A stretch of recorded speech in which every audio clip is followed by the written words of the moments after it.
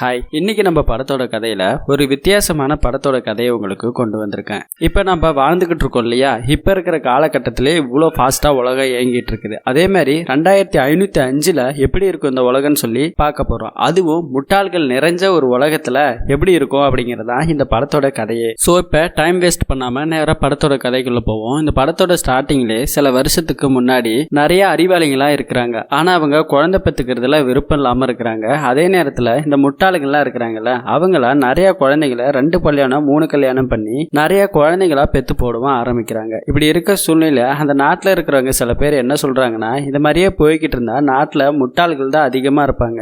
அதனால இருக்கிற அறிவாளிகளை நம்ம பதப்படுத்தி வைக்கணும், அதுக்காக சில ரிசர்ச் எல்லாம் பண்ணணும்னு சொல்லிட்டு ஒரு ஆளை ஒருத்தவங்களை பிடிக்கவும் சொல்றாங்க. இங்க கற்பனா ஒரு ராணுவத்துல காமிக்கிறாங்க. நம்ம படத்தோட ஹீரோ கூட இவர் தான். ஸோ இவர் ராணுவத்துல லைப்ரரியில வேலை பார்த்துக்கிட்டு இருக்கிறாரு. அங்க டிவி பார்க்கறது தான் இவரோட முதல் வேலையாவே இருக்கும். அப்படி இருக்கும்போது ராணுவத்தில் இருக்கிறவங்க சில பேர் நம்ம ஹீரோவை கூட்டிட்டு போறாங்க. இந்த மாதிரி ரிசர்ச் எல்லாம் பண்ணணும், ஒன்றை வச்சுதான் பண்ண போறாங்களா அப்படிங்கிற மாதிரி சொல்லிட்டு அங்க இருக்கிற ஹெட்டுக்கிட்டே கூப்பிட்டு வந்து விடுறாங்க. அந்த ஹெட்டு இந்த ரிசர்ச் பண்றதுக்காக வித்தியாசமா ஒரு பெட்டி ஒன்று ரெடி பண்ணியிருக்காரு. அந்த பெட்டியில தேவையான ஆக்சிஜன், மனிதன் உயிரோட இருக்கிறதுக்கு என்ன தேவையோ அது எல்லாத்தையுமே அந்த பெட்டியிலே கிடைச்சிரும்.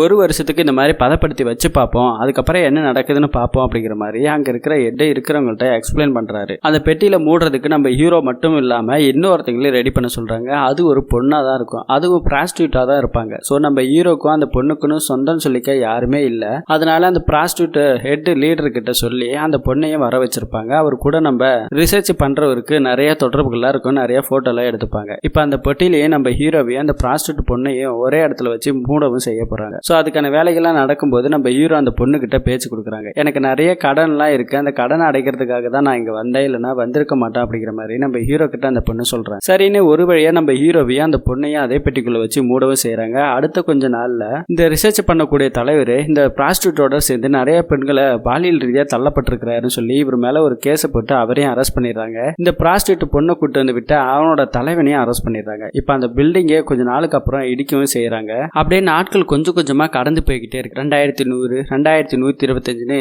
இப்ப கடைசியா 2505 போயிடுச்சு. இப்ப 2505 இந்த உலகத்துல என்ன நடக்குது அப்படிங்கறதான் கண்டுபிடிச்சுக்கிட்டு இருக்காங்க. என்னடா கண்டுபிடிக்கிறாங்கன்னு பார்த்தா மனுஷனுக்கு தலையில முடி கொட்டுதான். அது எதனால கொட்டுதுன்றது அந்த ரிசர்ச்சே இப்பதான் பண்ணவே ஆரம்பிக்கிறாங்க. அது மட்டும் இல்லாம உலகத்துல இருக்கிற எல்லா குப்பைகளும் ஒரே இடத்துல கொட்டி அந்த குப்பையை ஒரு இமயமலை ரேஞ்சுக்கு ஹைட்டா கொட்டி வச்சிருக்கானுங்க. அந்த இடத்துல குப்பை கொட்டுறதுக்காக ஒரு லாரி வருது. அப்போ கொட்டும்போது குப்பை சரிஞ்சு அந்த குப்பை மொத்தமும் இப்போ ஊருக்குள்ள அடிச்சுக்கிட்டு வரவும் ஆரம்பிச்சிருச்சு. இப்போ ஒருத்தவன் டிவி பார்த்துக்கிட்டு இருக்கான். அவன் டிவி பார்த்துட்டு இருக்கும்போது பின்னாடி விண்டோ வழியா உடஞ்சு ஒரு பொட்டி ஒன்று விழுகுது. அந்த பொட்டி தான் நம்ம ஹீரோவை பதப்படுத்தி வச்சிருந்த பொட்டி. இப்போ அந்த பொட்டியிலிருந்து நம்ம ஹீரோவும் வெளியே எழுந்து பார்க்குறாரு. எனக்கு என்ன ஆச்சு, இப்போ நான் எங்கே இருக்கேன், என்னை காப்பாற்றுங்க, எனக்கு ஒன்றும் முடியல அப்படிங்கிற மாதிரி நம்ம ஹீரோவும் பேசிக்கிட்டு இருக்கிறாரு. அதே நேரத்தில் நீ யாரா, நீ என் வீட்டுக்குள்ளே வந்து என்னடா பண்ணுறன்னு சொல்லி அந்த பையனும் நம்ம ஹீரோவை பார்த்து பேச ஆரம்பிக்கிறான். நம்ம ஹீரோ வீட்டுக்குள்ளே வந்துட்டான்னு சொல்லி அவரை பிடிச்ச உடஞ்ச ஜன்னல் வழியாவே வெளியும் துரத்தி விடுறாங்க. அதே குப்பை வழியாக தான் நம்ம ஹீரோவும் வெளியே வந்து விழுறாரு. என்னடா நீ ஏஞ்சி வந்து பார்த்தா அந்த உலகமே எல்லாமே வித்தியாசமா இருக்குது. அங்கே இருக்கிற பொருட்களும் அங்கே நடந்துக்கிற மனுஷங்களோட வித்தியாசத்தை பார்த்து நம்ம ஹீரோக்கு ஒன்றுமே புரியல, நம்ம எங்கே இருக்கணும் கூட தெரியல அப்படிங்கிற மாதிரி புரிஞ்சுக்கிட்டு இருக்கிறாரு. அதே நேரத்தில் குப்பை தொட்டியில் இருக்கிறதெல்லாம் பொறுக்கிட்டு இருக்கிறானுங்க. இங்க ஹாஸ்பிட்டல் ஒன்று பார்க்கறாரு. அந்த ஹாஸ்பிட்டலோட நேம கூட பாருங்க, சரியா ஃபிட் பண்ண தெரியாம எப்படி மடக்கி வச்சிருக்கானுங்கன்ட்டு. சரின்னு ஒரு வழியா ஹாஸ்பிட்டலுக்கு போய்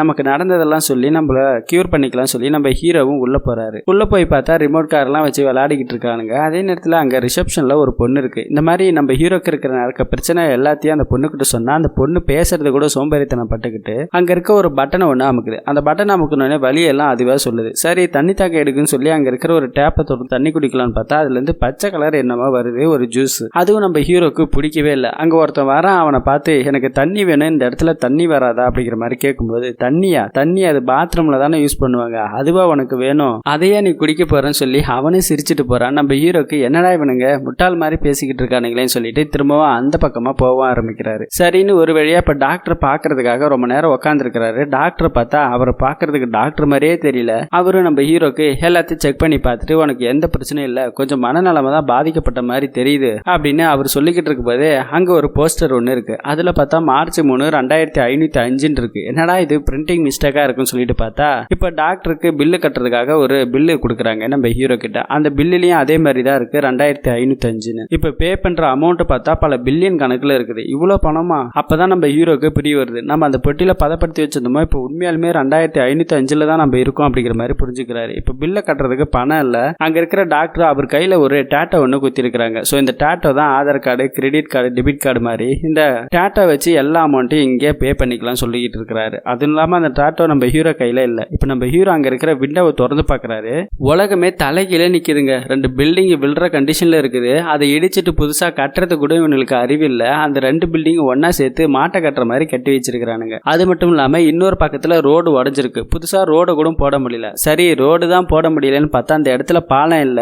யாரும் போவாதீங்கன்னு ஒரு போர்டாவது வைக்கலாம்ல. அது கூட இந்த முட்டாளுங்க வைக்கலங்க. அங்க இருக்கிற எல்லா காருகளும் அந்த பாலத்துல இருந்து விழுந்து நொறுங்கவா ஆரம்பிக்குது. இப்ப நம்ம ஹீரோ பார்த்துட்டு அட கடவுளே என்னடா இது முட்டாளுங்களா இப்படி பண்ணி வச்சிருக்கீங்களா அப்படின்னு சொல்லி கத்த ஆரம்பிக்கும் போது அவரை பார்த்து நம்ம டாக்டர் பயப்பட ஆரம்பிச்சிட்டாரு. நீ ஏதோ ஒரு தீவிரவாதி போல என்ன ஒண்ணும் பண்ணிட்டான்னு சொல்லி அங்க அழுவும் ஆரம்பிக்கிறாரு. நம்ம ஹீரோ அங்கிருந்து தப்பிச்சு போலான்னு சொல்லி வெளியே ஓடி வராரு. நேரா ஒரு தியேட்டருக்குள்ள பூந்துறாரு. அந்த தியேட்டருக்குள்ள பூந்து பார்க்கும்போது படத்தை எல்லாத்தையுமே ஒரு கதையுமே இல்ல அதே எல்லாருமே பார்த்து ரசிச்சுட்டு இருக்கிறாங்க. நம்ம ஹீரோக்கு அங்கேயுமே இருக்கிறதுக்கு பிடிக்காம இப்ப நேரா ஒரு இடத்துக்கு வராரு. வெளியே வந்து பார்த்தா ஏடிஎம்ல எல்லாரும் காசு எடுத்துக்கிட்டு இருக்காங்க. ஏதோ ஒரு டப்பா மாதிரி தெரியுது. அந்த டப்பாலே காசு இல்லைன்னு சொல்லி ஒரு பொண்ணு உடச்சிக்கிட்டு இருக்காங்க. சரின்னு நம்ம ஹீரோ அங்க நின்று பார்த்துட்டு இருக்கும் போதே போலீஸ்காரங்க எல்லாரும் வந்து நம்ம ஹீரோவை பிடிச்சி கூட்டிட்டு போறாங்க. இவன் கையில டேட்டாவும் இல்ல, இவன் கண்டிப்பா ஏதோ ஒரு தீவிரவாதி தான் அப்படிங்கிற மாதிரி சொல்லி இப்ப கோர்ட்டுக்கு கூட்டிட்டு போறாங்க. கோர்ட்ல ஜட்ஜு பார்த்தா கரடி மாதிரி இருக்கிறாரு. மூஞ்சில தாடி கிடிமா வச்சுக்கிட்டு பாக்குறதே வேற்று கிரகவாசி மாதிரி இருக்கிறாரு. சோ இப்ப அவரும் நம்ம ஹீரோ கையில டாட்டோ இல்ல அப்படிங்கிற மாதிரி சொல்றாங்க. இருந்தாலும் நம்ம ஹீரோக்கு ஆதாரத்துக்காக ஒரு வக்கீல் வேணும்னு சொல்லிட்டு ஒரு வக்கீலை ஏற்பாடு பண்றாங்க. அந்த வக்கீல் யாருன்னு பார்த்தா நம்ம ஹீரோ ஃபர்ஸ்ட் டைமா ஒரு வீட்டுக்குள்ள போய் விழுந்தாரு. அவன் தான் இருப்பாரு. சோ அவரும் ஆமா இவன் என் வீட்டுக்குள்ள வந்தான், என் வீட்டுல இருக்க எல்லா பொருளையுமே உடைச்சிட்டான், இவன் கையிலையும் டேட்டோ இல்ல, கண்டிப்பா இவன் மேல ஏதோ ஒரு தப்பு இருக்கு அப்படிங்கிற மாதிரி நம்ம ஹீரோ மேல ஒரு பொய்யான வழக்க அங்க இருக்கிற வக்கீலும் சொல்லிடுறாங்க. இதனால போலீஸ்காரங்க பிடிச்சிட்டு போய் ஜெயில போடவும் சொல்லிட்டாங்க. நம்ம ஹீரோவை பதப்படுத்தி வச்சிருந்தாங்க. ஹீரோ இங்க இருக்கிறாரு. அதே நேரத்துல கூட ஒரு பொண்ணை பதப்படுத்தினாங்க இல்லையா, இப்ப அந்த பொண்ணு இன்னொரு இடத்துல இருக்குது. அந்த பொண்ணு ஏஞ்சு வந்ததுல இருந்து இந்த உலகமே வேற மாதிரி இருக்குன்னு சொல்லிட்டு தான் பார்த்த வேலையை திரும்பவும் பார்க்க ஆரம்பிக்கிறாங்க ப்ராஸ்டியூட்டா. அப்படி இருக்கும்போது ஒரு பையன்கிட்ட நிறைய காசெல்லாம் வாங்க ஆரம்பிக்கிறாங்க. அந்த காசுல இருக்கிற பிரசிடென்ட் போட்டோவை பார்த்தா ஏதோ நரி மாதிரி இருக்குது. இப்ப நம்ம ஹீரோவை ஜெயிலுக்கு கூட்டு போனா ஃபர்ஸ்ட் அவர் கையில டாட்டாவெல்லாம் போட சொல்லியிருப்பாங்க. இப்ப டாட்டாவை போடுறதுக்காக ஒரு மிஷினுக்குள்ள கையை விடுறாரு. பேர் என்னன்னு தெரியல. நம்ம ஹீரோ சொல்றதுக்குள்ள அதுவா ஒரு பேரை நாட் ஷூர்னு சொல்லி போட்டு டாட்டாவும் போட்டு வெளியே அனுப்புறது. சரின்னு இப்ப ஜெயிலுக்குள்ள கூட்டு போய் லைன்ல எல்லாம் நிக்க வைக்கிறாங்க. நம்ம ஹீரோவுக்கு ஒரு டெஸ்ட் எல்லாம் வைக்கிறாங்க. 1 எத்தனை, 2 எத்தனை அப்படிங்கிற மாதிரி சில கேள்விகளாக வைக்கிறாங்க. இதெல்லாம் ஒரு கேள்வியாடான்னு சொல்லி நம்ம ஹீரோவை எல்லாருக்கும் கரெக்டா ஆன்சரும் பண்றாரு. சரின்னு இப்ப ஜெயில பிடிச்சிட்டு போறதுக்காக முடிவு பண்ணிட்டாங்க. இப்ப ஜெயிலுக்கு போயிட்டு இருக்கிறாரு. அதே நேரத்துல 2 கியூ இருக்குது. ஒரு கியூல ஜெயில் தண்டனை அனுபவிச்சு வெளியே போறதுக்கான ஒரு லைன், இன்னொரு லைன்ல இப்ப புதுசா வர கைதிங்க. நம்ம ஹீரோ இங்க இருக்கோம், நாங்க எல்லாருமே முட்டாள்கள் தானே, நம்ம ஈஸியா ஏமாத்தலாம் சொல்லி அங்கிருந்து நம்ம ஹீரோவும் ஏமாத்திட்டு வெளியே ஓடி வர ஆரம்பிச்சிடறாரு. இருந்தாலும் ஒரு பக்கம் போலீஸ்காரங்களும் தேடிக்கிட்டு தான் இருக்காங்க. அதே நேரத்தில் நம்ம ஹீரோ வந்தவொடனே நேரம் அந்த வக்கீல் வீட்டுக்கு தான் வராரு. அவங்கிட்ட வந்து இந்த மாதிரி நான் பல வருஷத்துக்கு முன்னாடி இந்த மாதிரி நடந்துச்சு, இப்போ நான் அந்த கடந்த காலத்துக்கு போகணும், தயவு செஞ்சு எனக்கு உதவி பண்ணு, இந்த ஊர்ல ஏதாவது டைம் டிராவல் மிஷின் கண்டுபிடிச்சிருப்பீங்கல்ல, அங்கே உனக்கு தெரியுமா, என்னை கூட்டிட்டு போ, நான் கடந்த காலுக்கு போய் உனக்கு ஒரு அக்கௌண்ட் ஓப்பன் பண்ணு, நிறைய காசெல்லாம் போட்டு விடுறேன், உனக்கு நிறைய பணம் கொடுக்குறேன்னு சொல்லி நம்ம ஹீரோ இவனையும் ஏமாத்த ஆரம்பிக்கிறாரு. அவனும் எனக்கு தெரியும் சொல்லி நம்ம ஹீரோவை கூட்டிக்கிட்டு அங்கிருந்து வெளியே போறாரு அவரோட கார் எடுத்துக்கிட்டு. அப்படி போயிட்டு இருக்கும்போது அதே நேரத்தில் நம்ம ஹீரோயின் ரோட்ல நிக்கிறத பார்த்து நம்ம ஹீரோ அவகிட்ட போயிட்டு பேச ஆரம்பிக்கிறாரு. இவங்க 2 பேருக்கும் ஆல்ரெடி தெரிஞ்சிருக்கும். சரின்னு நம்ம ஹீரோவே அதே கார்ல கூட்டிட்டு நம்ம டைம் டிராவல் பண்ணி பழைய கடந்த காலத்துக்கு போலான்னு சொல்லி முடிவு பண்றாங்க. ஆனா நம்ம ஹீரோயின் இருக்காங்க இல்லையா, கடந்த காலத்துக்குலாம் என்னால வர முடியாது, எனக்கு அங்க கடன் பிரச்சனை இருக்கு, எனக்கு இந்த லைஃப் ரொம்ப பிடிச்சிருக்கு அப்படின்னு நம்ம ஹீரோ கூட ஒரு வாக்குவாதம். திடீர்னு பார்த்தா அங்க போலீஸ்காரங்க நம்ம ஹீரோவோட வந்த காரை சுத்துப்பட்டுறாங்க. அங்க இருந்து வெளியே தப்பிச்சு ஓடி வந்தாலும் போலீஸ்காரங்க நம்ம ஹீரோ காருக்குள்ளதான் இருக்கான்னு சொல்லி அந்த காரையே போட்டு சுட்டுக்கிட்டு இருக்காங்க. ராக்கெட் லான்ச் எல்லாம் வச்சு அந்த காரையே வெடிக்க ஆரம்பிக்கிறாங்க. இதை பார்த்துக்கிட்டு இருந்த அந்த வக்கீலும் அப்படிதான் சுடுங்க, நல்லா சுடுங்க, அந்த காரை வெடிய வைங்க அப்படிங்கிற மாதிரி சொல்லிட்டு இருக்கான். டே பைத்தியக்காரா, அந்த காரே ஒண்ணுதான்டா சொல்லி நம்ம ஹீரோவும் அவனை கூட்டுக்கிட்டு அந்த டைம் டிராவல் இருக்கிற இடத்துக்கு கூட்டு போக சொல்லி கேட்டுக்கிட்டு இருக்கிறாரு. அவரு ஒரு இடத்துக்கு கூட்டிட்டு வர்றாரு. கூட்டு வந்து பார்த்தா அந்த இடத்துல எதுவுமே இல்லை. ஆனா தூரத்துல இருந்து காமிக்கிறாரு அந்த இடத்துக்கு போகணும் அப்படிங்கிற மாதிரி. சரின்னு இப்ப அந்த இடத்துக்கு நடந்தே போய்கிட்டு இருக்கிறாங்க. நம்ம ஹீரோயின் கிட்ட நம்ம எப்படியாவது அந்த கடந்த காலத்துக்கு போயிடலாம், ஒன்னும் பிரச்சனை இல்லைன்னு சொல்லிட்டு ஒரு மாலுக்கு தான் அந்த வக்கீல கூட்டிட்டு வந்திருப்பாரு. இப்ப மாலுக்கு வந்தோடனே அங்க இருக்கிற ஸ்கேனர்ல நம்ம ஹீரோ கையில இந்த டேட்டோ ஸ்கேன் ஆயிடுது. இப்ப திரும்ப போலீஸ்காரங்க எல்லாரும் நம்ம ஹீரோவை சுத்து போட ஆரம்பிக்கிறாங்க. அந்த வக்கீல் அங்கிருந்து தப்பிச்சு ட்ரெயின்ல போயிடுறாரு. அங்க இருக்கிற நம்ம ஹீரோயின் பாத்ரூம் போயிட்டு வரதா சொல்லி அவங்களும் போயிட்டாங்க. இந்த பக்கத்துல நம்ம ஹீரோ மட்டும் மாட்டிக்கிட்டாரு. இப்ப நம்ம ஹீரோவை நேரா பிடிச்சி போலீஸ்காரங்க பிரசிடென்ட் கிட்ட தான் கூட்டு வராங்க. அந்த நாட்டு அதிபர் கிட்ட கூட்டு வந்தோடனே இவன் நல்லா அறிவாளியா இருக்கான், இவன் அட்டன் பண்ண ஆன்சர் எல்லாமே ரொம்பவே நல்லா இருக்கு, இவனுக்குள்ள ஏதோ ஒரு திறமை இருக்கு அப்படிங்கிற மாதிரி சொல்றாங்க. இப்ப நம்ம ஹீரோவை அங்க இருக்கவங்க எல்லாம் ஒரு எம்பி லெவலுக்கு ஆக்கி விட்டுறாங்க. சரின்னு இப்ப நம்ம ஹீரோவை இவனுக்குள்ள நிறைய திறமை இருக்கு, இருக்கு, இவன் நமக்கு நிறைய கண்டுபிடிப்பு எல்லாம் கண்டுபிடிச்சு தருவோம் சொல்லி அங்க இருக்கிற பிரசிடென்ட்டும் நம்ம ஹீரோக்கு இப்ப அமைச்சர் பட்டத்தை மாதிரி கொடுத்து விட்டுறாங்க. அதுக்கடுத்து என்ன பண்ணலாம் ஏது பண்ணலாம் சொல்லி கேட்கவும் ஆரம்பிக்கிறாங்க. அது மட்டும் இல்லாம இந்த ஊர்ல விவசாயம் ரொம்ப கம்மியா இருக்கு, நாங்க எவ்வளவு பயிர் பண்ணாலும் அது வளரவே மாட்டேங்குது அப்படிங்கிற மாதிரி சொல்லிக்கிட்டு இருக்காங்க. சரின்னு இப்ப அந்த இடத்துக்கு போகணும்னா இந்த வக்கீலோட உதவி எனக்கு தேவைப்படுது, அவனையும் கூட்டிட்டு வாங்க அப்படிங்கிற மாதிரி நம்ம ஹீரோ சொன்னதால இப்ப அவரையும் கூட்டிட்டு வந்துடுறாங்க. இப்ப அந்த பிளான்ட் எல்லாம் வச்சாங்கல்ல அந்த இடத்துக்கு, விவசாயம் பண்ற இடத்துக்கு தான் நம்ம வக்கீலும் நம்ம ஹீரோவும் போய் பாக்குறாங்க. அங்க போய் பார்த்தா ஒரு செடி கூட வளரவே இல்லை. அங்க இருக்கிறவங்கள்ட்ட திரும்ப நம்ம ஹீரோயினையும் கூட்டு வர சொல்லி நம்ம ஹீரோ ஆர்டர் போறாரு. அதே நேரத்துல அந்த பொண்ணு வராங்க. இப்ப அந்த பொண்ணு நம்ம ஹீரோ தான் போய் பாக்குறாங்க. நம்ம எப்படியா தப்பிச்சு போகலாம், அவங்கிட்ட நம்ம பேசும்போது நம்ம வக்கீல்கார ஒரு ப்ளூ பிரிண்ட் ஒன்று நம்ம ஹீரோ கையில கொடுத்துருப்பான். அதாவது அந்த டைம் டிராவல் மிஷின் எங்க இருக்குன்னு சொல்லிட்டு தான் போயிருப்பான். இப்ப அந்த டைம் டிராவல் மிஷின் எனக்கு தெரியும் சொல்லி ஒரு புதருக்குள்ள போய் நம்ம ஹீரோவும் ஹீரோயினும் ப்ளூ பிரிண்ட்டை ஓபன் பண்ணி பார்த்தா அவன் கண்ட மெனிக்கு கிறுக்கி வச்சிருக்கான். என்னடா இந்த பைத்தியக்காரன் இந்த மாதிரி கொடுத்துட்டு போயிட்டான்னு சொல்லிட்டு என்ன பண்றது தெரியல. திரும்ப நம்ம ஹீரோ தேடி 2 பேர் வந்துடுறாங்க. என்ன பண்ணிக்கிட்டு இருக்கீங்க, சீக்கிரம் பாருங்க அப்படிங்கிற மாதிரி. சரின்னு நம்ம ஹீரோவும் ஹீரோயின் பார்க்க ஆரம்பிக்கிறாங்க. அங்க பார்த்தா தண்ணிக்கு பதிலாக இவங்க பச்சை கலர்ல ஒரு ஜூஸை குடிச்சாங்க இல்லையா, அந்த ஜூஸை தான் இங்க விவசாயத்துக்கு பயன்படுத்துறானுங்க. அப்பதான் தெரியுது ஒரு பெரிய டேங்க்ல ஜூஸை சேமிச்சு அந்த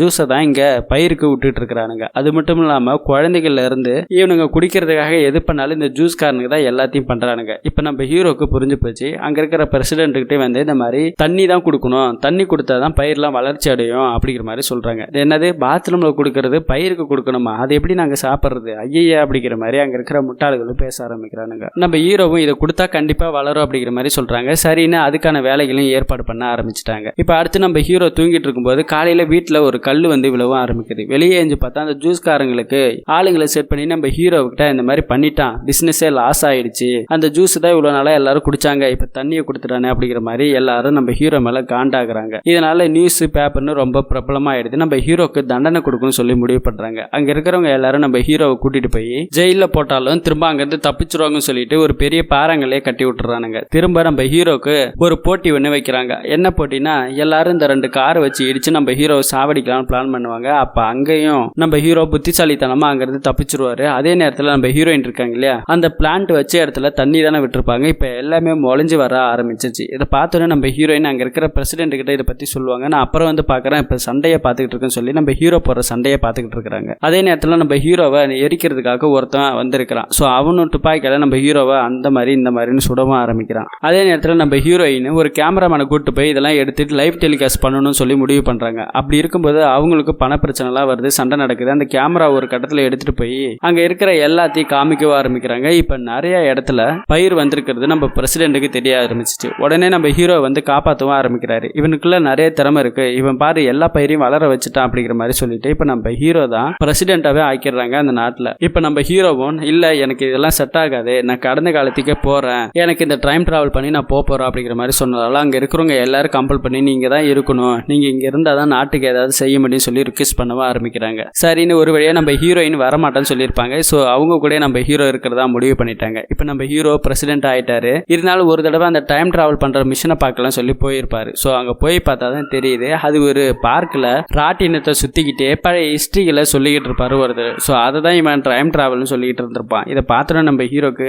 எப்படி வந்து சிக்கியிருக்கோம் பாரு அப்படிங்கிற மாதிரி தான் நம்ம ஹீரோ நினைச்சிருப்பாரு. இப்போ நம்ம ஹீரோயின் ஹீரோவும் 2 பேரும் கல்யாணம் பண்ணிக்கிறாங்க. அவங்களுக்கு நிறைய குழந்தையும் பிறக்குது. அப்படியே இந்த நாட்டில் கொஞ்சம் கொஞ்சமா முட்டாள்களோட எண்ணிக்கை குறைஞ்சி இப்போ அதிபுத்திசாலியான ஆளுங்க எல்லாருமே வர ஆரம்பிச்சிட்டாங்க. இப்போ நம்ம ஹீரோ கிட்ட இருக்கிற குழந்தைங்களாம் ரொம்பவே புத்திசாலித்தனமா இருக்கிறதையும் இங்க காமிக்கிறாங்க. அப்படியே இந்த படத்தோட கதையை முடிக்கிறாங்க. இந்த படத்தோட கதை எப்படி இருந்துச்சுன்னு சொல்லி கமெண்ட் செக்ஷன்ல சொல்லுங்க. இப்பதான் நம்ம சேனலை ஃபர்ஸ்ட் டைம் பாக்குறீங்கன்னா சப்ஸ்கிரைப் பண்ணி வச்சுக்கோங்க. அடுத்து ஒரு நல்ல படத்தோட கதையில சந்திப்போம். தேங்க்யூ.